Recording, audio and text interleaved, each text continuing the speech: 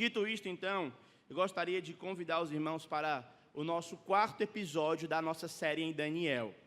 Por favor, abra a Bíblia comigo.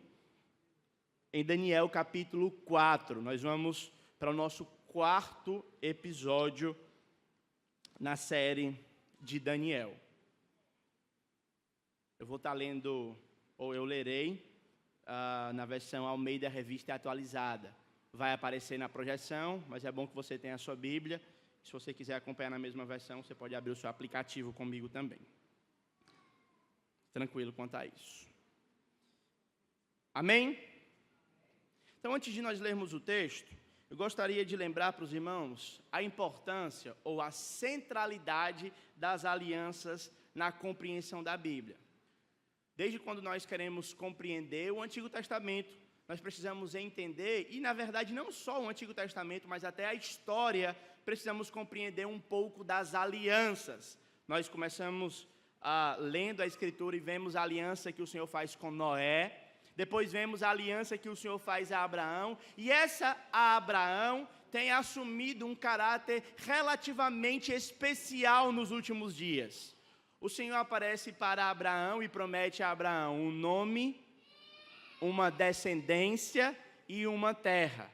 E eu acredito que os irmãos têm acompanhado as notícias globais do que aconteceu no dia 7 do mês corrente, quando os terroristas do Hamas invadiram o povo de Israel em busca, então, de matar. Acredito que 240 pessoas morreram, outras foram levadas cativas para dentro da faixa de Gaza. E hoje, mais do que nunca, o conflito em torno da terra toma contornos ou cores mais fortes. Quando nós chegamos também na aliança de Davi, nós vemos o Senhor prometendo a Davi um descendente que sentaria-se no trono e regeria as nações com cetro de justiça e cetro de equidade, mostrando a soberania, mostrando o sucesso da dinastia davídica sobre os seus inimigos. No entanto, quando nós olhamos para o atual contexto que nós estamos, parece que essa dinastia não está acontecendo. Parece que Deus se esqueceu da sua aliança. E é esse o exato contexto de Daniel. Quando nós chegamos em Daniel, desde o primeiro capítulo, desde o nosso primeiro episódio, nós vimos o povo sendo levado cativo não pelos terroristas do Hamas, mas especificamente por Nabucodonosor e seu império babilônico, levando os jovens naquele primeiro capítulo, para matriculá-los na UFB, na Universidade Federal da Babilônia. Lá receberam educação, lá receberam instrução, à semelhança de todos os outros povos, mas com uma diferença. Eles decidiram manter-se puros. Decidiram-se não se contaminar com os manjares da Babilônia. No capítulo 2, nós somos apresentados à megalomania de Nabucodonosor. O sonho da estátua, que tinha a cabeça de ouro, o peitoral de prata, o quadril de bronze e as pernas de ferro, mostram que o reino da Babilônia vai passar. E naquele capítulo nós lembramos que vem uma pedra que não é movida por mãos humanas e derruba toda a estátua e se estabelece e toma conta de tudo. Nós vimos que essa pedra é uma representação do reino de Deus. No capítulo 3, ou no nosso terceiro episódio da nossa série em Daniel, nós vimos a firmeza de Sadraque, Mesaque e Abidnego, ou Misael, Ananias e Azarias, que decidiram que para eles era melhor morrer do que desobedecer ao Senhor. No capítulo 4, no entanto, nós temos pelo menos dois grandes ensinos, duas grandes ideias, dois ensinos principais. Eu vou dizer o primeiro deles. O capítulo 4, o nosso quarto episódio, ele quer nos ensinar que o Deus Altíssimo é soberano sobre os reis terrenos e sobre os reinos terrenos. E Ele dá o reino dele a quem Ele quer. Eu vou repetir. Uma grande ideia do capítulo 4 é que o Deus soberano, o Senhor de Israel, é o Senhor soberano sobre reis terrenos e sobre reinos terrenos. E Ele dá o reino dele a quem Ele quer. Uma segunda grande ideia que nós podemos aprender aqui nesse capítulo é que a grandeza do Senhor, a majestade do Deus de Israel, ela requer que nós nos humilhemos perante Ele. E nós vamos aprender e vamos enfatizar um pouco disso. O nosso quarto episódio vai ser dividido em 3 cenas. A primeira cena do capítulo 4 ao 27, a segunda cena do capítulo 28 ao 33, e a terceira cena do capítulo 30, do versículo 36 ao 37. Vejamos então a primeira cena, que acontece no palácio do rei. Capítulo 4, aliás, versículo 1. O rei Nabucodonosor, a todos os povos, nações e homens de todas as línguas que habitam em toda a terra, paz vos seja multiplicada. Pareceu-me bem fazer conhecidos os sinais e maravilhas que Deus, o Altíssimo, tem feito para comigo. Quão grandes são os seus sinais, e quão poderosas são as suas maravilhas. O seu reino é sempre eterno, e o seu domínio de geração em geração. Eu, Nabucodonosor, estava tranquilo em minha casa, e feliz em meu palácio. Tive um sonho que me espantou. E quando eu estava no meu leito, os pensamentos e as visões de minha cabeça me turbaram. Por isso, expeli um decreto, pelo qual fossem introduzidos à minha presença todos os sábios da Babilônia, para que me fizessem saber a interpretação do sonho. Então, entraram os magos, os encantadores, os caldeus e os feiticeiros, e lhes contei o sonho, mas não me fizeram saber a sua interpretação. Por fim, se me apresentou Daniel, cujo nome é Beltesazar, segundo o nome do meu Deus, no qual há o espírito dos deuses santos, e eu lhe contei o sonho, dizendo: Beltesazar, chefe dos magos, eu sei que há em ti o espírito dos deuses santos, e nenhum mistério te é difícil. Eis as visões do sonho que tive. Dize-me a sua interpretação. Eram assim as visões da minha cabeça quando eu estava no meu leito. Eu estava olhando e vi uma árvore no meio da terra, cuja altura era grande. Crescia a árvore e tornava-se forte, de maneira que a sua altura chegava até o céu, e era vista desde os confins da terra. A sua folhagem era formosa, e o seu fruto abundante. Nela havia sustento para todos. Debaixo dela, os animais do campo achavam sombra, e as aves do céu faziam morada nos seus ramos. E todos os seres viventes se mantinham dela. No meu sonho, quando eu estava no meu leito, eu vi um vigilante, um santo, que descia do céu, clamando fortemente, dizendo: derribai a árvore, cortai-lhe os ramos, derriçai-lhe as folhas, espalhai o seu fruto. Afugentem-se os animais debaixo dela e as aves dos seus ramos. Mas a cepa, com as raízes, deixai na terra. Dobre a sua atenção. Atada com cadeias de ferro e de bronze na erva do campo, seja ela molhada no orvalho do céu, e a sua porção seja com os animais, a erva da terra. Mude-se-lhe o coração, para que não seja mais coração de homens, e lhe seja dado um coração de animal, e passe sobre ela 7 tempos. Esta é a sentença que, por decreto dos vigilantes, e esta ordem por mandato dos santos, a fim de que conheçam os viventes que o Altíssimo, a fim de que os viventes conheçam o quê? Que o Altíssimo tem domínio sobre o rei dos homens, sobre o reino dos homens, e o dá a quem ele quer, até o mais humilde dos homens constitui rei sobre eles. Verso 18. Isto vi eu, rei Nabucodonosor, em sonho, Tu, pois, ó Beltesazar, dize a interpretação, porquanto todos os sábios do meu reino não me puderam fazer saber a interpretação. Mas tu podes, pois em ti há o Espírito dos deuses santos. Vamos parar aqui, vamos fazer uma breve oração e depois então eu retorno à nossa explicação. Senhor, nós estamos diante de ti uma vez mais para meditarmos na tua palavra. Ela foi lida, será pregada ao meu coração e ao coração dos meus irmãos. E que as palavras da nossa boca e o meditar do nosso coração sejam agradáveis a ti. No nome de Cristo é que nós oramos. Amém. Primeira coisa que nós precisamos entender, meus irmãos, quando nós estamos diante de Daniel capítulo 4, é aquilo que vem antes. Nabucodonosor revela por A mais B a dureza do seu coração.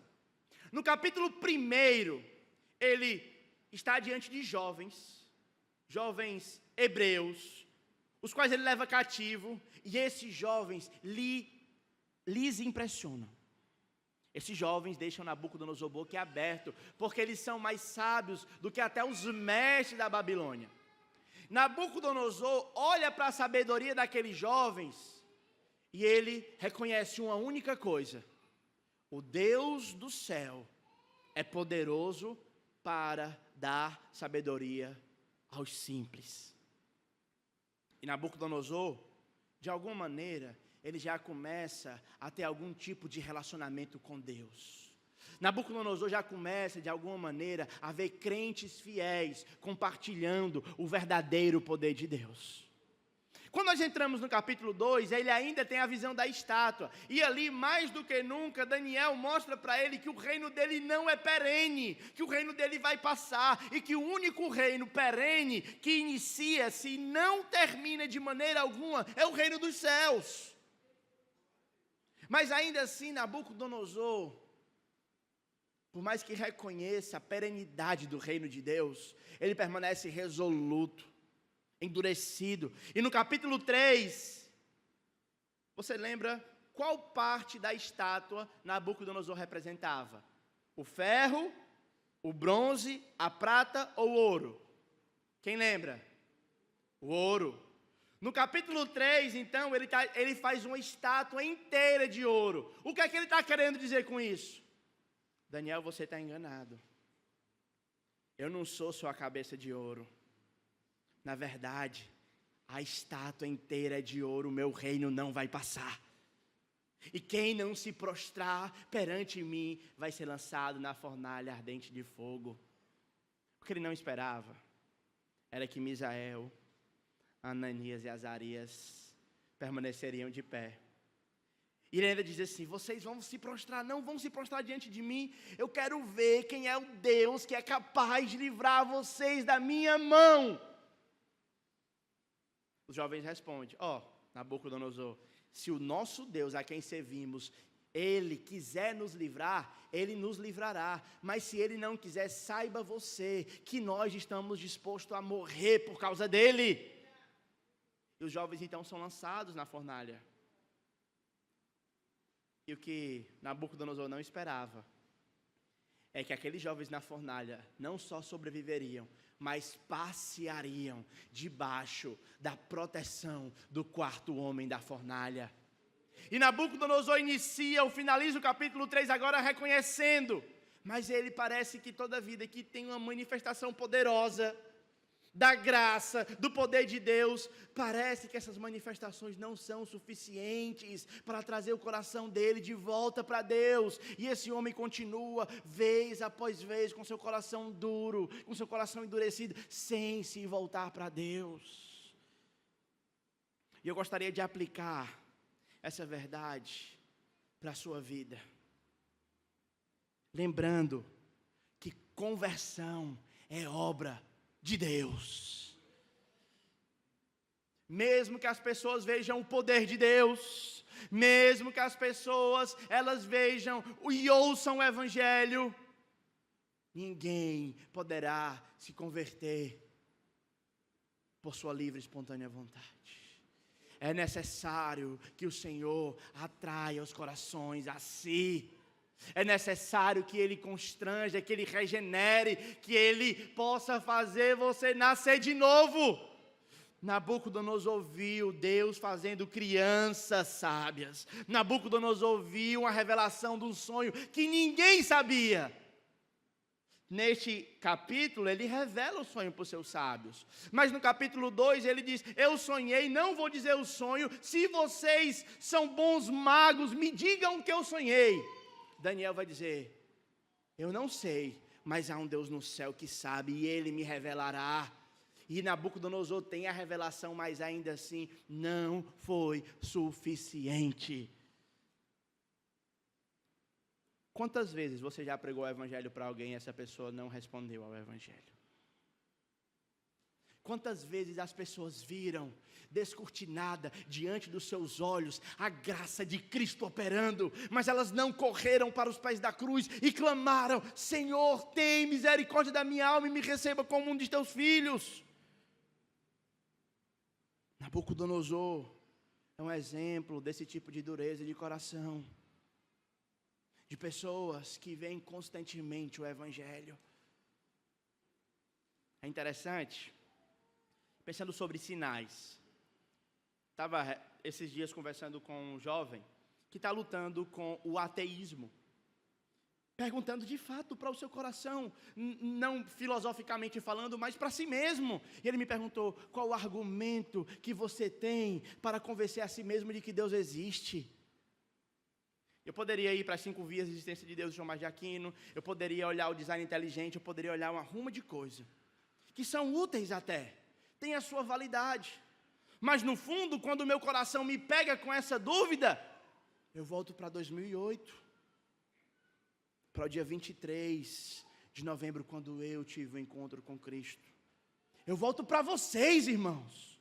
Quando eu olho para as suas vidas e vejo o evangelho transformando vocês, gerando em vocês aquilo que vocês não podem gerar por si mesmos. Mais do que qualquer outra parte do meu ministério, a parte que eu vejo mais Deus trabalhando, são quando nós sentamos aqui nesse espaço e choramos juntos. É quando eu vejo a palavra de Deus confrontando e vocês lutando para se moldar, fazendo coisas que não é capaz ao homem fazer. Amar graciosamente, o abraço do perdão. Mais do que argumentos filosóficos, estão postos para o mundo inteiro ver: ei, Deus existe, Ele não só existe, como Ele invadiu o mundo e está transformando vidas. Está trabalhando no coração das pessoas. Quantos aqui conhecem a parábola do rico e do Lázaro? Você lembra o que é que o rico pede quando ele está lá no inferno? Ele pede o quê? Deixa eu voltar. Por que ele quer voltar? Para avisar os seus, para que não venham para esse lugar onde tormenta existe. Mas o que é que Abraão diz para ele? Você não precisa voltar, porque ele já tem a lei e o profeta. E é até interessante, porque se o próprio rico voltasse, eu quero construir uma cena fictícia com os irmãos. Vocês me dão licença?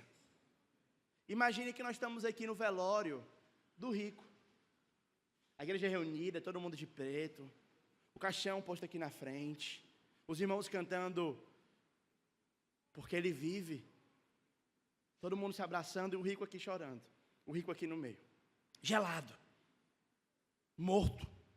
Aí ele fala lá no inferno onde ele está: deixa eu voltar para avisar para eles não virem para cá. Aí o Senhor disse: deixa. Aí de repente, na hora que alguém está louvando aqui, o Ramsés cantando Porque Ele Vive, o rico ele é tomado de fôlego de vida de novo, ele se levanta, aí todo mundo fica assustado sem saber o que fazer, e ele diz: pessoal, só vim avisar, creiam em Jesus e arrependam-se dos seus pecados, para vocês não irem para o lugar que eu fui.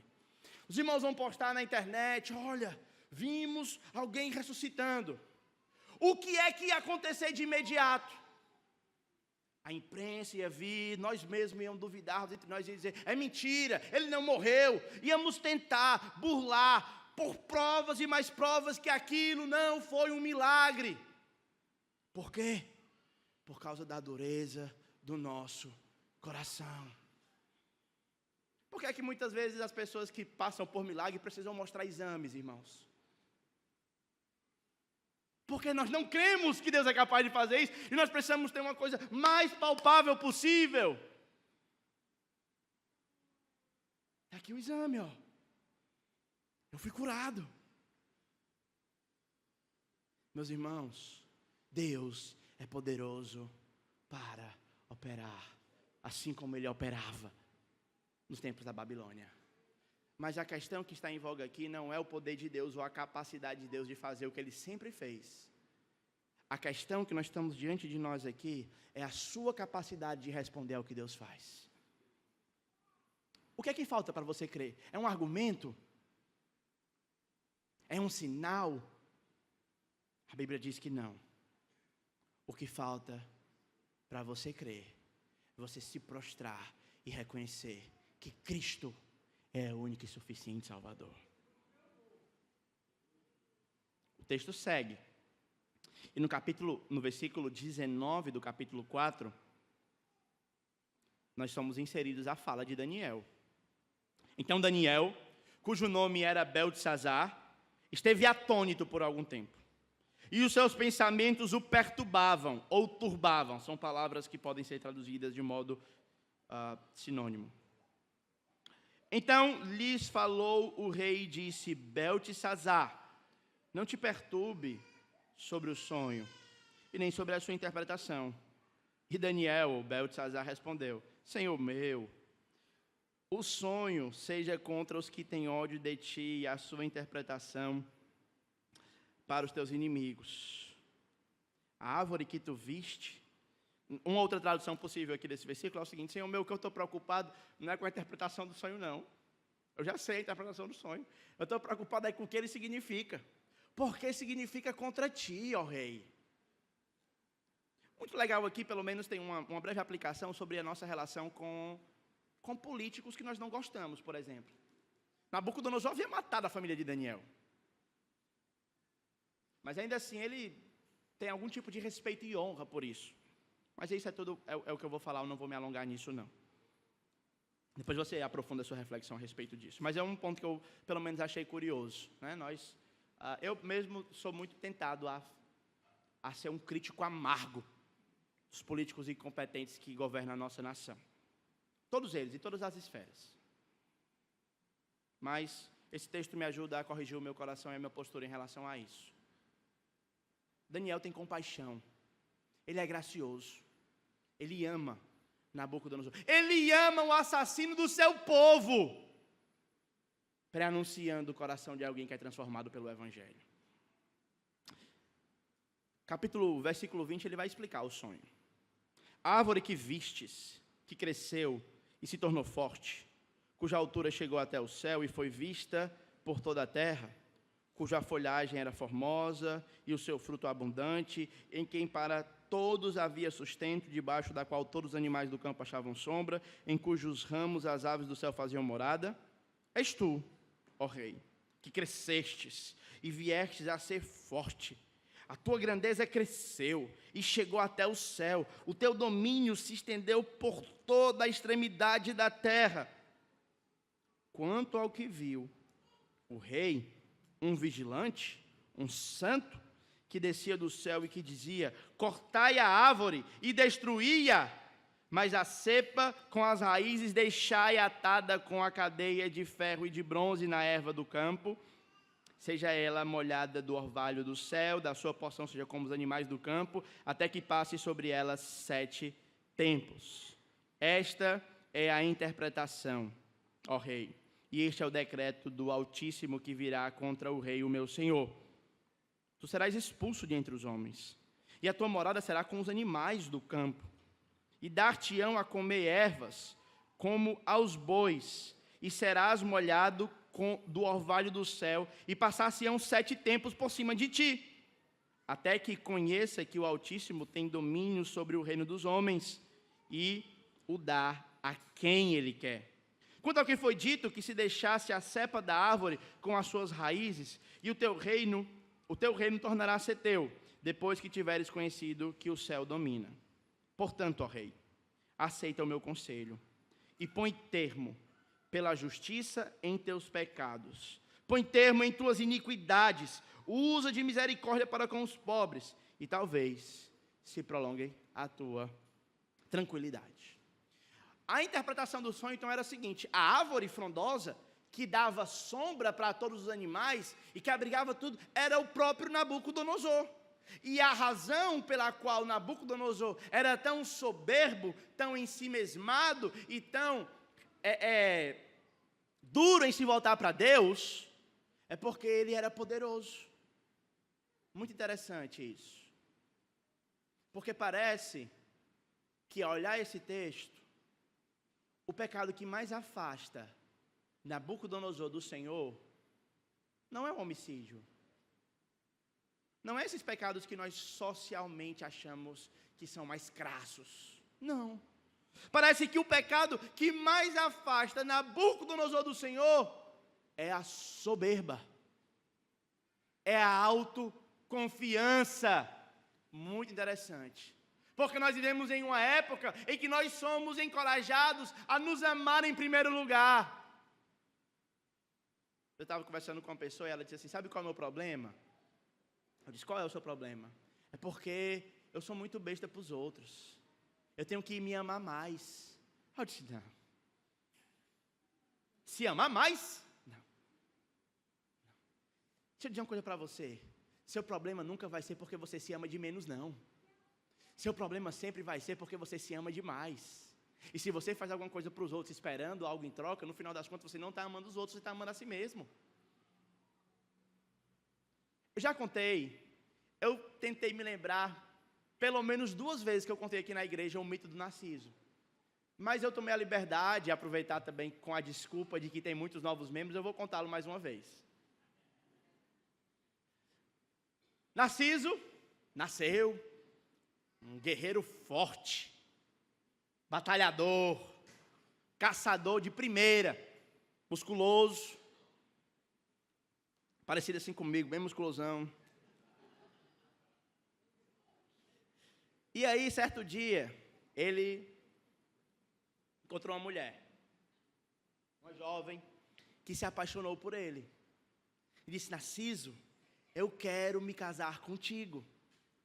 Narciso respondeu: não, você não serve para mim. Eu preciso de alguém que seja tão belo quanto eu. Então essa mulher, ela deu uma praga para Narciso. Nota de rodapé, tá? Eu sempre gosto dessa nota de rodapé. Isso é uma história fictícia, não quer dizer que a pessoa joga uma praga em você e você recebe, não. Isso é nós somos crentes em Jesus, e em Jesus toda maldição é abolida. Amém? Oh, glória. Tá bom, então não fica dizendo que acontece, você adoeceu porque alguém é olho gordo, não, tá bom? Bem, isso é uma história fictícia. Então ela disse o seguinte: eu desejo que você tenha uma paixão não correspondida. E essa paixão não correspondida seja tão forte, mas tão forte, que ela lhe mate. E Narciso saiu para caçar. Cansado da sua caçada, Narciso parou à beira de um rio. E na beira de um rio, Narciso foi beber água. E quando ele se abaixou para beber água, adivinhem o que Narciso viu? Viu ele mesmo. E ele ficou encantado. E ele voltava vez após vez na beira do rio para beber água e se ver. Até que um dia Narciso ficou tão apaixonado por si que ele mergulhou no rio em busca de se encontrar. Foi cada vez mais fundo, mais fundo, mais fundo, mais fundo, até que Narciso se afogou e morreu. Morreu por se amar demais. Aí certo dia, as árvores do bosque pegaram o rio chorando. E a árvore perguntou para o rio: por que chora tu, ó pobre rio? E o rio respondeu: eu choro a partida de Narciso. E as árvores, para consolar o pobre rio, que estava sofrendo tanto em seu luto, disseram: não sabias tu que Narciso não vinha à tua borda para te ver? Simplesmente o que Narciso queria era olhar para ti, para que vesse em ti o espelho dele mesmo. E o rio respondeu: eu sei disso.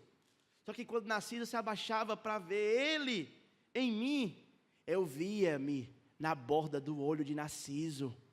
Ou seja, o rio também era narcisista. No final das contas, irmãos, todos nós nascemos apaixonados por nós mesmos. E se você está lutando com um problema de autoestima aqui, eu não quero dizer para você que você tem um valor, quero que valorize o que você tem, que você é o espelho que reflete a imagem do Senhor. Não cultive esse tipo de autoestima. Se você quer ter uma estima alta, tenha uma autoestima por Cristo. E diga como João Batista, que ele cresça, mas que eu diminua. Porque nós somos apaixonados em fazer com que as pessoas nos amem, em tentar parecermos os melhores maridos, os melhores filhos, as melhores esposas, os melhores pais, os melhores estudantes, para que as pessoas possam nos admirar, porque nós queremos conquistar, ser amado. Como hoje eu estou meio nostálgico, eu vou contar uma outra história que eu também já contei aqui na igreja. Essa certeza mais do que 2 vezes. Pelo menos umas 5. Trata-se de um dia dos namorados.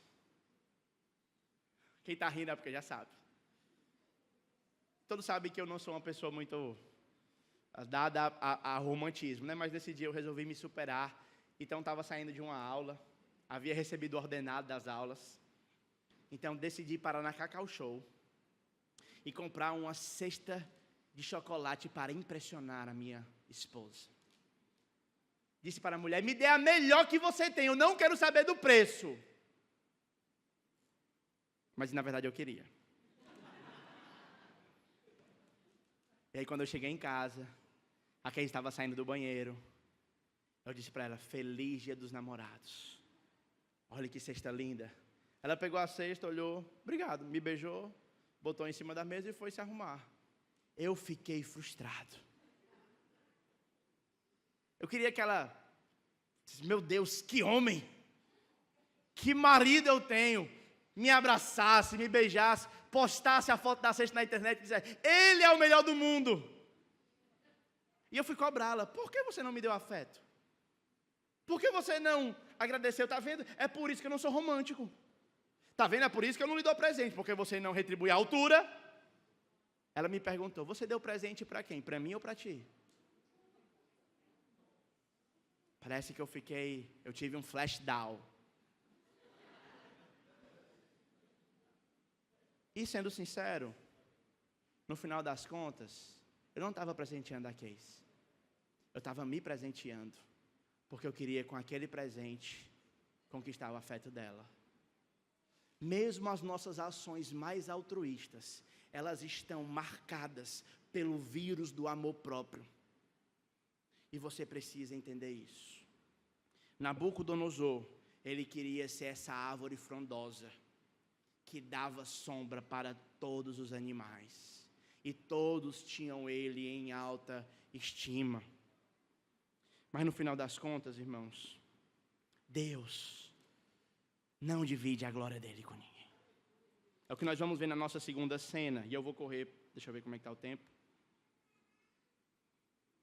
Ele não é meu amigo hoje. Eu vou correr. E um ponto interessante aqui é que Daniel, ele confrontou Nabucodonosor. Ele convidou Nabucodonosor ao arrependimento, é o que diz nos versos 27. Portanto, ó rei, aceita o meu conselho.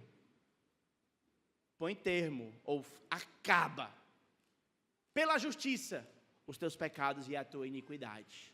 Use de misericórdia para com os pobres. E talvez os dias se prolonguem. Verso 28. Todas essas coisas sobrevieram ao rei Nabucodonosor. A cabo de 12 meses, passeando sobre o palácio real, falou o rei e disse: não é esta a grande Babilônia que eu edifiquei para a casa real, com meu grandioso poder, para a minha glória e para a minha majestade? Vocês lembram que uma das 7 maravilhas do mundo antigo era o jardim suspenso da Babilônia? Alguns acreditam que ele estava até olhando o jardim suspenso e com a sua beleza encantado, se vangloriando.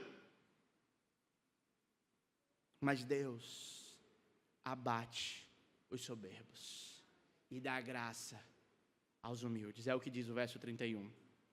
Falava ainda o rei quando desceu uma voz do céu, dizendo: a ti se diz, ó rei Nabucodonosor, já passou o teu reino. Serás expulso de entre os homens, e a tua morada será com os animais do campo, e far-te-ão comer ervas como bois, e passá-lo-ão 7 tempos por cima de ti. Até que aprendas. Aprendas o que, irmãos? Que o Altíssimo é quem tem domínio sobre o reino dos homens, e Ele dá o reino dele a quem Ele quer.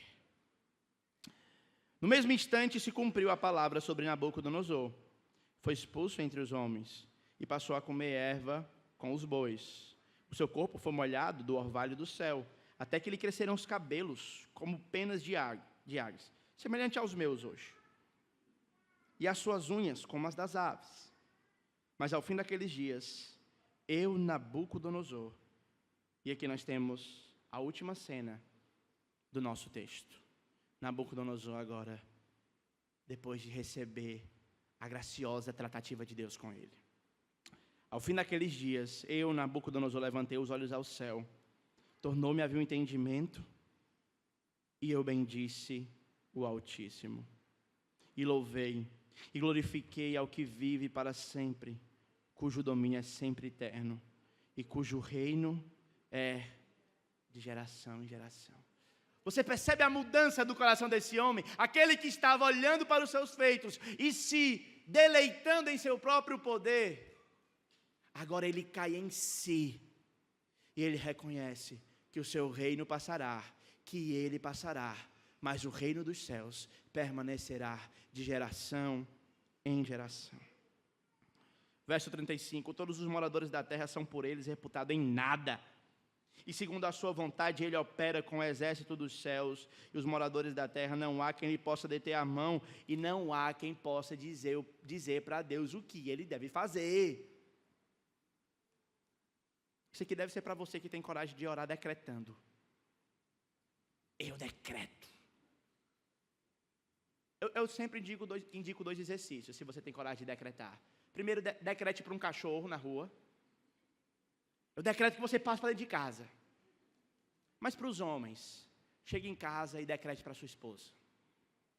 Se você for homem, depois você me diga o que vai acontecer, se funcionou. Eu decreto que você bote o meu almoço agora.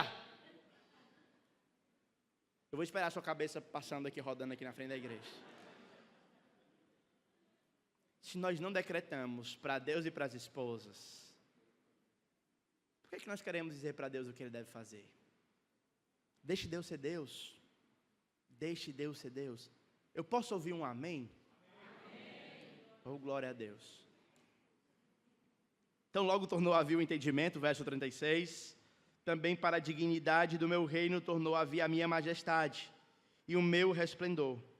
Buscaram-me os conselheiros e os grandes. Eu fui estabelecido no meu reino, e a mim se me juntou extraordinária grandeza.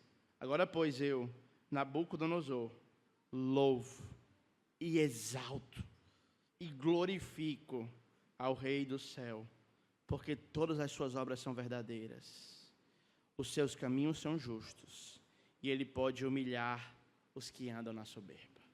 Amém? Eu queria finalizar dando 3 aplicações para vocês. A primeira, eu não sei, na verdade eu não sei como está o seu coração diante de todos os fenômenos globais. Eu confesso que eu tenho estado muito machucado e tentado acompanhar quase que diariamente o relato do que tem acontecido nas guerras. Não somente em Israel, né, mas também na Ucrânia, na Rússia, e mesmo orando pelos palestinos, para que Deus tenha misericórdia da vida deles. Quando a gente contempla esse caos que está acontecendo, principalmente na terra que Ele prometeu dar a Abraão, principalmente no local onde deveria estar estabelecido o trono de Davi, há um templo muçulmano, parece que o Deus que nós adoramos falhou em suas promessas. Quando Ele diz para Abraão, Abraão, olha para essa terra aqui, eu vou te dar essa terra. Davi, o teu reino será para sempre. E nós olhamos, nós nem sabemos qual é a tribo do Netan, eu nem sei falar o nome dele, Netanejá, alguma coisa assim.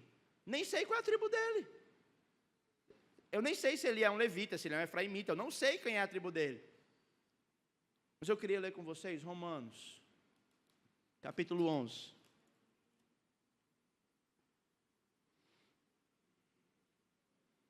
Verso 25.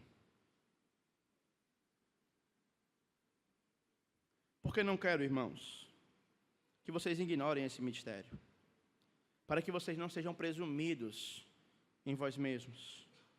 Veio o endurecimento em parte a Israel. Por que Israel está sofrendo tanto hoje? Porque está com o coração endurecido. Ele veio para o que era seu, mas os seus não. Mas tem uma palavrinha-chave nesse versículo aí. Não é o endurecimento total de Israel. É o endurecimento em parte. Esse versículo também diz que o endurecimento de Israel, que é em parte, tem data marcada para terminar. Quando é que termina? Quando é que termina? Até que haja entrado o quê? A plenitude dos gentios. O que é que acontecerá em seguida disso? O verso 26 explica. E assim, todo Israel será salvo. Como está escrito. Virá, da onde, irmãos? Nós não sabemos quando Jesus volta. Mas sabemos aonde. Aonde é que ele vai pisar? Em Sião. E ele apartará de Jacó as suas impiedades. Verso 27. Esta é minha aliança, o Senhor dizendo, com eles, quando eu tirar os seus pecados. Olha o verso 28. O verso 28 deixa claro o que é que está acontecendo agora. Quanto ao Evangelho, eles são o quê? Inimigos. Quanto, porém, à eleição, eles são o quê? Amados. Por causa de quem? Porque Deus prometeu para Abraão. Agora, o verso seguinte explica. Os dons e a vocação de Deus são o quê? Irrevogáveis. Irrevogáveis. Eu não sei o que é que vai ter nos próximos anos em Israel. Não sei. De fato, não sei. Mas o que eu sei é que virá um dia em que o cavaleiro montado no cavalo branco, da tribo de Judá, a raiz de Davi que venceu, entrará em Sião, estabelecerá o seu trono e regerá as nações com cetro de justiça e equidade. Por quê? Porque os dons e as promessas de Deus são irrevogáveis. O Senhor soberano estabelecerá o seu reino sobre todas as terras. Segunda aplicação. Então, se você está com o coração aflito, com o coração ansioso, por causa de toda a desordem que existe no mundo, eu quero dizer para você, tenha esperança. Ele virá e quando Ele vir, tudo voltará para o seu devido lugar. Segunda aplicação. Nós devemos perseverar na pregação, pois o tempo é do Senhor. Ninguém vai se converter pela força do seu braço. Daniel passou aproximadamente 40 anos trabalhando com Nabucodonosor. Muito legal, eu queria tomar licença aqui para falar do meu amigo. 20 anos, Verinha orando. 20 anos, muita gente trabalhando e conversando. E hoje nós fomos emocionados quando o Tony desceu as águas. E ele nos emocionou citando João 3,16. Para nos lembrar, como o Rômulo falou, presbítero Rômulo Barbosa, o tempo nunca é nosso, sempre é de Deus. Terceira aplicação. Você não está humilhado como você deveria. Eu e você, hoje, temos uma visão muito alta e elevada de nós mesmos. Não sejamos como Nabucodonosor, olhando, veja o meu trabalho, veja a minha igreja, veja os meus dons, veja a minha família, veja isso, veja como eu sou bom. Se você quiser se gloriar em alguma coisa, glorie-se em Cristo e naquilo que Ele faz. E no final, irmãos, a minha última aplicação, eu quero lembrar para vocês a respeito de Cristo. Se Deus humilha aqueles que se exaltam, Ele também faz o contrário. Ele exalta aqueles que se humilham. E Filipenses capítulo 2 vai dizer que Jesus deixou a sua glória, assumiu a forma de servo, tornando-se semelhante em figura humana até a morte, e morte de cruz. Ele foi humilhado, ele foi cuspido, ele foi rejeitado, mas por causa da sua humilhação, Deus deu a ele um nome que está acima de todo nome, para que ao nome dele se dobre todo joelho no céu, na terra e debaixo da terra, e reconheça que esse que outrora era humilhado, agora é exaltado para a glória do Deus Pai. Por isso eu queria convidar você nessa noite a vir a Cristo. Se você está aqui nessa noite e você ainda não reconhece como Jesus como o único e suficiente Salvador da sua vida, eu convido você a se arrepender dos seus pecados e a crer em Cristo nessa noite. Tem alguém que gostaria de fazer isso nessa noite? Se você quiser, levante uma de suas mãos, que eu gostaria de orar pela sua vida. Tem alguém que gostaria de reconhecer a Jesus como seu único e suficiente Salvador? Se você quiser, levante uma de suas mãos, eu quero orar pela sua vida. Amém? Se você não sentir a vontade nesse momento, você pode me procurar após o culto, qualquer um dos irmãos dessa igreja, qualquer um dos pastores, e nós podemos lhe orientar. Gostaria então de fazer uma breve oração e depois nós vamos prosseguir para a celebração da ceia. Obrigado, Senhor, por Tua graça. Obrigado por Cristo, nosso Salvador. Pedimos para que o Senhor nos ajude a vivermos essas verdades, sermos impactados por ela. No nome dEle é que nós oramos. Amém. Amém. Que Deus abençoe os irmãos.